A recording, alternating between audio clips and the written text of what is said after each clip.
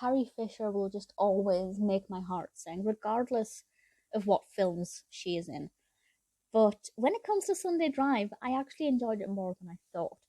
I watched this for two reasons. One, because it's Carrie Fisher, and two, because it's a Disney film. And I thought, well, give it a go, let's see what it's about. I don't really like road trip films, which is kind of what it felt like it would be. But it's pretty entertaining. It was released in 1986, directed by Mark Cullingham, written by Larry Brandt, and stars Tony Randall alongside Carrie Fisher. And to make a slightly complex narrative a little bit easier to digest, these two children are being looked after by their aunt and uncle, and the two children go and sit in the back of the car while they wait for their aunt and uncle to finish up dinner. And somebody is also at the restaurant who has an identical car, and that person accidentally gets into that car and drives away. The aunt and uncle accidentally get into his car and drive away. And by the time both of them realise that something is not right, obviously they've both gone in different directions, and it's a mad panic as they try and have to return the children.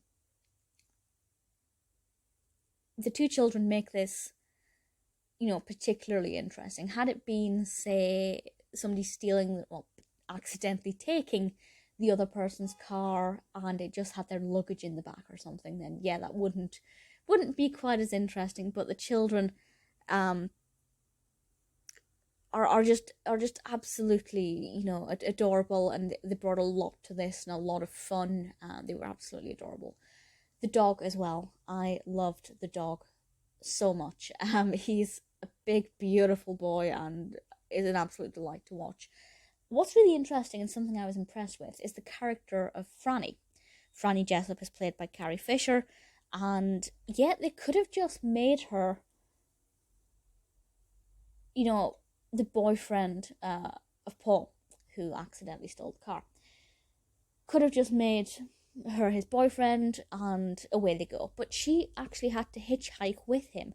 So they already have this very peculiar, strained, standoffish relationship because of something else that happened previously in the day. I'm not going to go into too much detail. You will have to watch it to find out. And I thoroughly suggest that you do watch it. But I liked that they gave her a little bit more background, but we never really know that much about her. But they gave her more of a complex character than what they could have done. And I was really pleased with that and very pleasantly surprised. Obviously, it seems a bit weird that this strange man and this woman he's picked up hitchhiking are travelling across the state with two young children in a car that they technically stole. Seems like it could be quite a dark narrative, but it's not. It's good fun. It gets a little bit emotional and sentimental at times. There's a little bit of romance, but ultimately it's unpredictable, wild, crazy, unexpected, probably unrealistic. I feel like all they could have done was made a phone call or returned to the restaurant and it would have been solved instantly. But I'm not going to tell you the wild goose chase that happens.